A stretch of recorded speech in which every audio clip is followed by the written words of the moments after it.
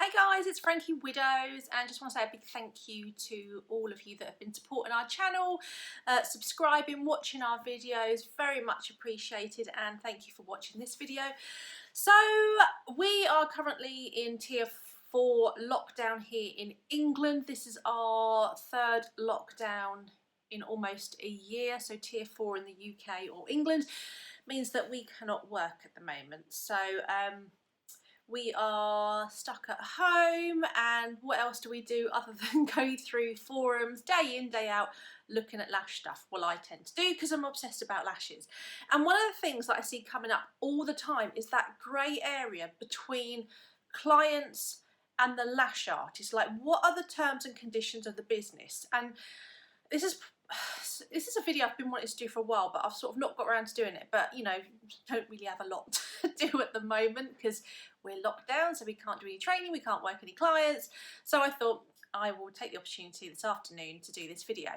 Now, it always astounds me how many people don't have policies set in place, and no wonder there is this grey area between a client and a therapist. And just because your business might not be what you think a huge business, like big companies that have terms and conditions, and they all have them whenever you buy anything, whether it's from a shop or whether you buy anything online or anything, you sign a contract. It is important that there is a contract between you as the purchaser and the seller, and our lash businesses are no different. And this is why so many people have issues with their clients, because there is no boundaries. Clients don't know what the rules are, technicians don't know what their rules are, so this is why you need to have policies in place.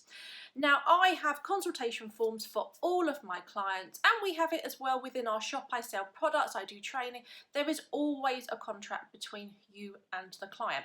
So let's break this down to lashes. It's exactly the same. So with my business, whenever a client comes in, they have to come in first of all for a patch test and a consultation form, and they sign paperwork, because this forms my legal document between myself and my client, and we then know where we stand. We know what the rules are.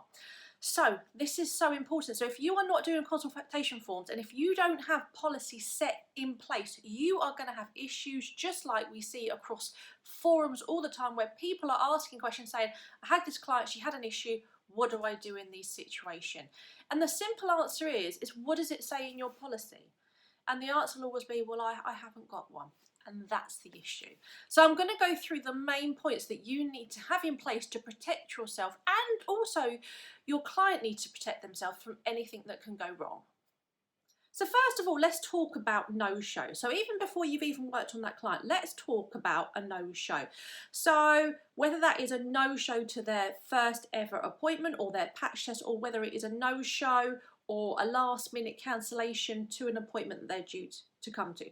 Now, you have to realise that most of us are self-employed. So this means that if we don't work, we do not earn. So we have to protect ourselves.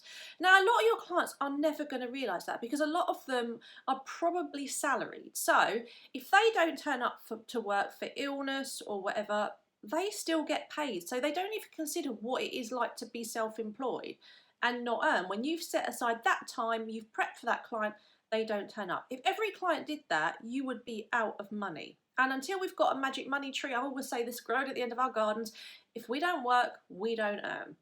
So you've got to have your policies set in place. Now, I know that some of you can take credit card details on file prior to that client arriving.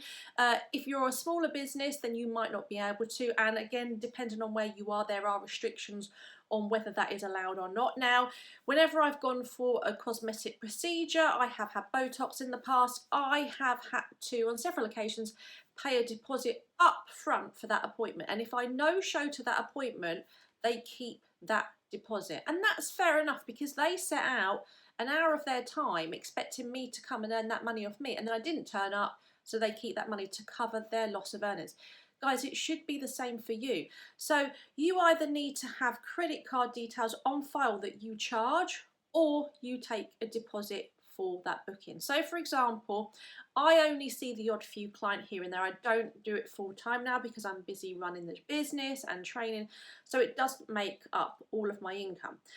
So for this reason, when someone comes for a patch test as a first time client, I always take a £30 booking fee. Now I call this a booking fee, I don't call this a deposit. And this booking fee of £30 will go towards their lash appointment if they turn up. So if they turn up, all they do is pay the remainder. However, if they no-show or they cancel at last minute, I keep that £30 because that's going to help towards that appointment that was booked out for that client who now didn't turn up. And this is made completely clear on all the paperwork that they go through and they sign, and because they sign it, it is a legal document. If they ever wanted to take me to court over it, I will just hold it up and go, look, this is what they signed. They knew full well this was the policy that was in place. So it's quite clear. So my policy, for example, if you no-show to your appointment, I will take that money. It's as simple as that. I have to cover that loss of earnings. If you give me less than 48 hours notice of a rescheduled appointment, I also then charge £15 on top of their next appointment. So I won't take that as a cancellation. I have to take the hit on that. But when they then come for their rescheduled appointment, I charge £15. So it's up to you how you do it. But by having these policies in place, and luckily I've never actually had to enforce any of these other than once when I was doing nails years ago on somebody. I've never had to actually enforce these policies because my clients know that when they sign that paperwork, I've got these policies in place, and if they don't show or they reschedule at last minute, then I will charge them. So by having that in place, I've actually never had to personally deal with that issue, and I know some of you that have.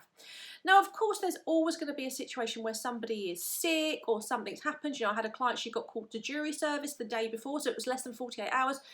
You just have to take the hit on that. That's one of those things.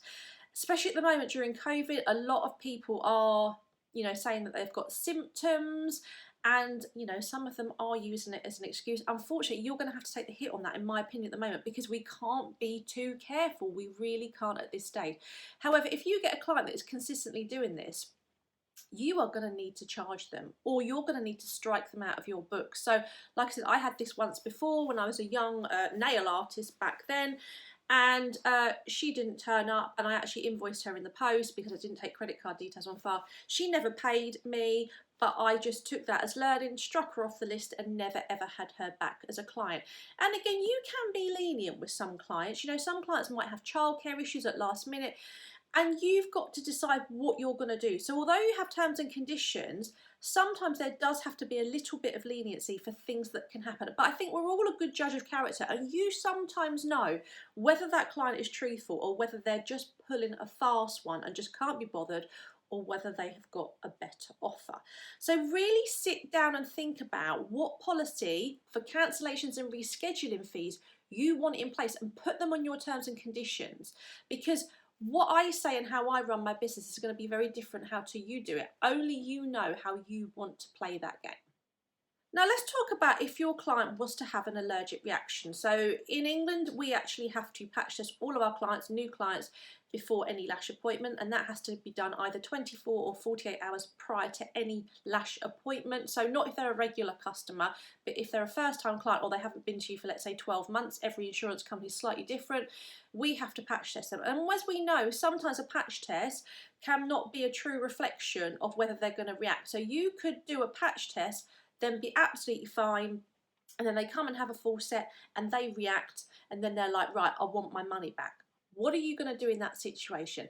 Now, first of all, at my patch test, like I said on consultation, I always take a £30 deposit. And I always say to my client, if you show a reaction to that patch test within 24 hours and you let me know within that time, I will refund your money. I have to take the hit on that, unfortunately. Usually it's only about 20 minutes of my time. I can afford to take the hit on that.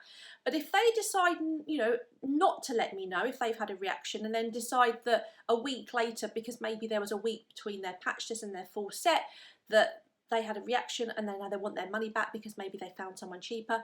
No, it doesn't happen like that, because that's in my policy, that policy that they signed to say that if they do have a reaction, so any itchiness, any swelling, they must let me know within 24 hours, because usually that's, you know, when the reaction's going to occur, because that's when the cyanoacrylate is still wet and can cause any reaction or sensitivity to happen. They have to let me know, then I will refund the money. After that, it keeps as mine.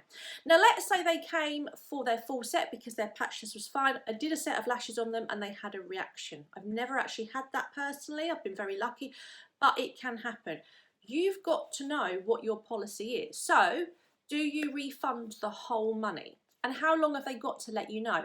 So if you think about it, if you've done a patch test consultation on them at one appointment, they've then come back for a full set, you've done a full set on them, they've gone away, had a reaction, you're technically now losing about 2.5 hours of your time through a 2-hour full set, a half an hour consultation, plus the cost of your products as well. You've lost all of that money if you were to refund them. But you've done everything right. So you've got to think about what your policy is. Is it that you do not offer a refund, or is it that you could give 50%?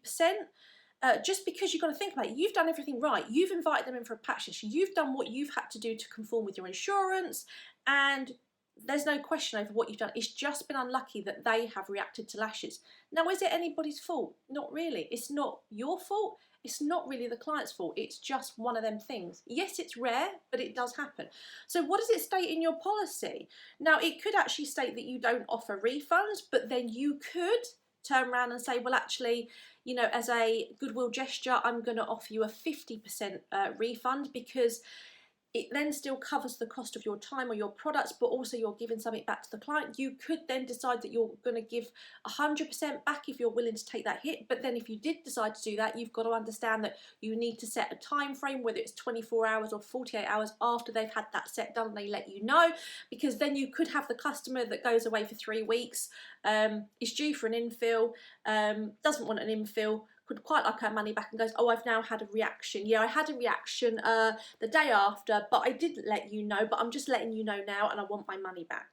So you've got to stop that. That policy is going to stop that happening. So again, sit down and think about what you want in your policy in the eventuality that that does happen, and you know how to deal with it. Okay, so what happens if you have a client that is not happy with the style of their lashes or the length of their lashes? So again, we see this all the time. We have a client that says they had their lashes done, but they're too long, or they're not winged enough on the outer corner, and they want to come in and have a fix. Now, do you fix them? Because actually it's not just as simple as fixing that set. Usually it's going to have to be a removal of lashes to be able to change the set, or they're not full enough, or yeah, they're just not happy with their set overall and they want a touch up.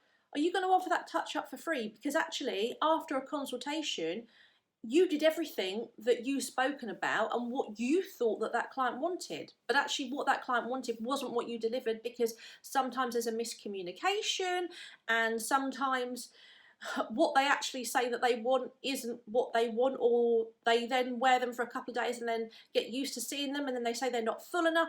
You've got to figure out, you know, what do you do in that situation? So within my policies, if you're not happy with the style of the set, unfortunately you're going to have to wait until you're infill, okay, because it's opinion based. I can't change that set like that. I could change it an infill when you come back, when it's sort of grown out, and I can strip ones out.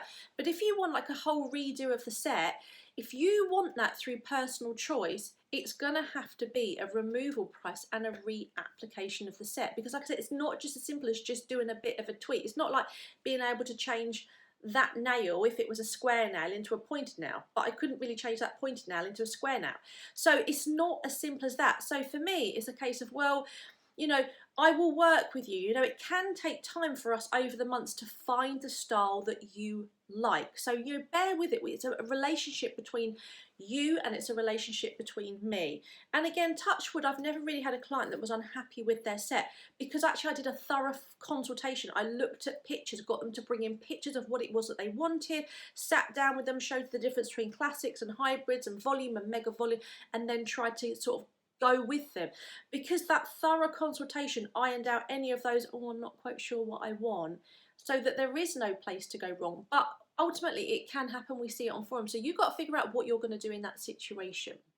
Now let's move us on to a client that has issues with her lashes. So we all get it. We all get a client, no matter what we do, they'll be on the phone a couple of days later saying, I've had a massive loss. Now sometimes if you've got a new client, they tend to think that the loss of 3 or 5 eyelash extensions is at the end of the world and you've done a terrible job. No, no, no. As we know, we lose between 2 to 5 natural lashes per eye per day. It's going to take the extensions with it. So for me, this is actually, I go through all of this with my client. Everything about lashes is sent out in aftercare, consultation, everything. I give them all the information. So when they leave, they have an aftercare kit. It all talks about this, how loss is completely normal.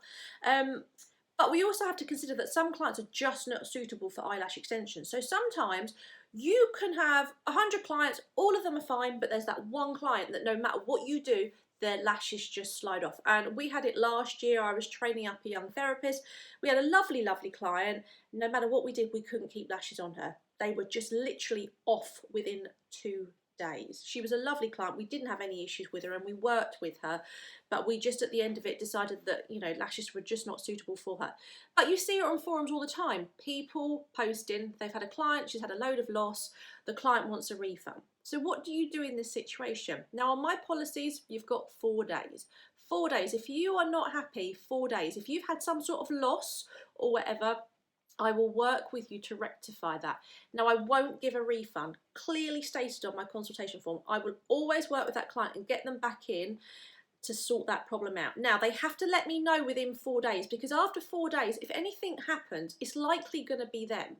So for me, my products are tried and tested. I work on clients, or have done over the years, with different products, different clients, pretty much got my retention down to a T. So if something happens on that client, it's gonna have to be something they're doing, some product they're using, some medication they're taking, etc, etc. It's not gonna be my products, because all of those clients would have those issues. Okay, if you're new, it's a little bit different where you're just kind of tweaking things, you can have retention issues. But if you are a working lash artist that has, you know, 99% of happy customers, you know it's that client. So I give a 4-day guarantee. If you have issues within 4 days, I will get you in, but after that, it is a full set infill price. Now, the tricky bit comes, how do you get them in? Because if you've got full books and that client wants to get in and you can't accommodate them, that is tricky. So it could be that you do have to work overtime or after hours to try and get that client in. And this is always going to be a tricky one, like I said, because if you're offering a client a time and she can't do it, and she offers you a time and you can't do it, that is gonna be tricky. Now, if that happens, it might be that you just have to take the hit, and at her next infill, which is likely to be more like a full set than an infill, you've got to take the hit on that and just do the top up. But by having that policy in place from the get-go of, let's say, 3 days, 4 days, 5 days, however long you want to give it, stops that customer a week down the line saying she's not happy and then demanding a refund or demanding a free fill. So again, whatever it is that you want to do with that type of policy is completely up to you, but you've got to have it written down so there's no grey area. It's in complete black and white as to what happens in the event that your client has an issue with your lashes. So another question I see asked all the time is, okay, not to me, but on forums, is how do you deal with clients that are late? Now, there are some people that have policies and some industries that have policies like dentists or doctors that if you're more than 15 minutes late, they won't see you. How I choose to run it in my salon when I'm working clients is that you have a set time. So your appointment is set from this time to this time because you've got to be out the door at this time, so I've got time to clean up, sanitize, sterilize before the next client arrives. So you've got this time. So if you arrive late, you only get however much time that you've got, but I will still charge you the same price because it's not my fault that you were late. And I had a client that did this all the time. And actually, she still does it. She just came back for Christmas lashes and she was late. She was late by 50 minutes. She's always late, but she's become a good friend of mine now. And I've learned that she's late. So if she's coming at 11, I know she's coming at 11:15. But apart from that, she is a good client. Now, so you get a client that is late. I won't turn a client away, okay, unless they were 5 minutes before, okay? But most people are not going to turn up 5 minutes before their appointment. But again, if you have this in your policies at the start, is that they must arrive on time to their appointment. And I have this in my policies. You have a set time, which is more than enough time for your infill or your full set. If you do not turn up at the allocated time, then you will be charged full price, but you will only get what I can give you. And actually, by doing that, you self-teach your clients that they need to be on time. Now, there are issues sometimes. We've had it. I had a last client of the day. She was coming from about 25 miles away and she got stuck on the motorway and there was a massive crash and she got stuck in it. She was an hour and a half late, but you know what? I still accommodated her because she was stuck on the motorway and she couldn't, by the time she sort of got to the junction to go back home, she was nearer me. So I still accommodated her, but you know what? She was never an issue and it was authentic. But if you have a client that is just strolling in half an hour late, the only way in which you're going to teach them is by showing them that, well, they'll get less lashes and they'll soon self-teach themselves. If you do what I did as a young technician, was just accommodate these clients because I really wanted clients. I was like, oh my God, I'll work quick or I'll work over and I'll penalise that client and because I'm running late. No, never ever penalise another client that is there on time. You've got to penalise the client that is late. And of course we are all late sometimes, but you know, 5 or 10 minutes is fine. But when they're strolling in the door half an hour late and it's consistent, you know, yeah, we all have issues like my client. We get stuck, you're behind a tractor at a train track or something. But if you've got a client who's consistently late, you've got to nip it in the bud. And the only way by doing that is self-teaching. So that leads me on to clients with dirty lashes. This is another one that I see. What do I do if I have a client that turns out she's caked in makeup? You've got a choice. And again, I have this all on my policies that they sign and that I go through. So this is why my consultations take 20 to 30 minutes. By the time we go through all of this and then I do the patch test, take the deposit, etc., etc. Consultations are there to lay the foundations of what your policies are and what you're going to be doing. So I don't actually have clients that turn up with dirty eye makeup because they know my policies. But if they did, they'd have two options. It would be a full removal of that set, and I would still charge for an infill price because I booked that appointment out that day to do an infill. It's not my fault that I can't infill those lashes because they decided to cake them in makeup. So it would be a full removal if I thought that that set was unsavable.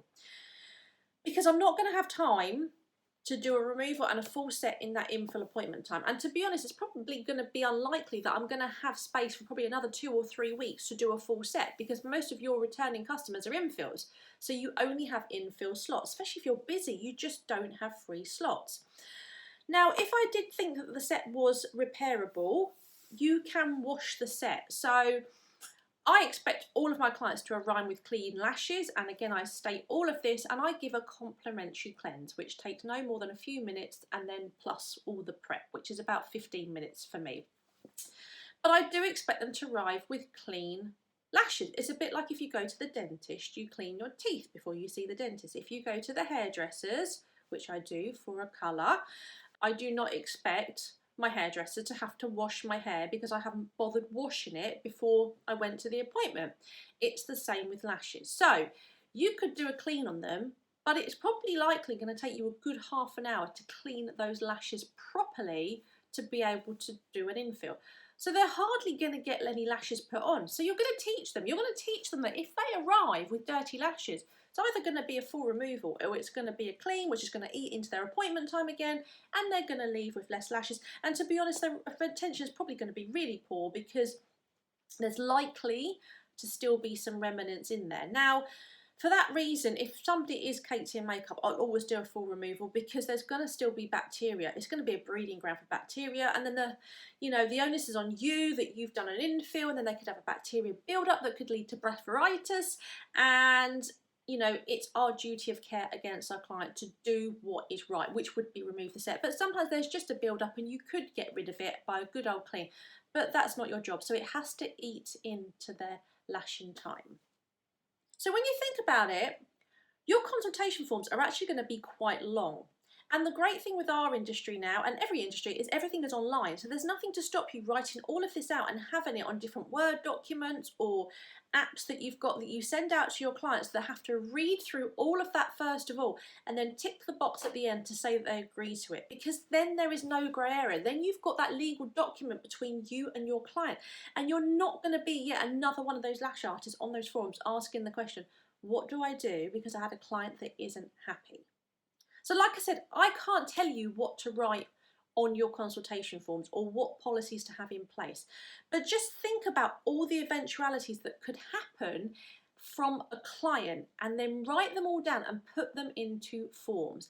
Another great way is to go through all the Lash forums. There are so many out there now.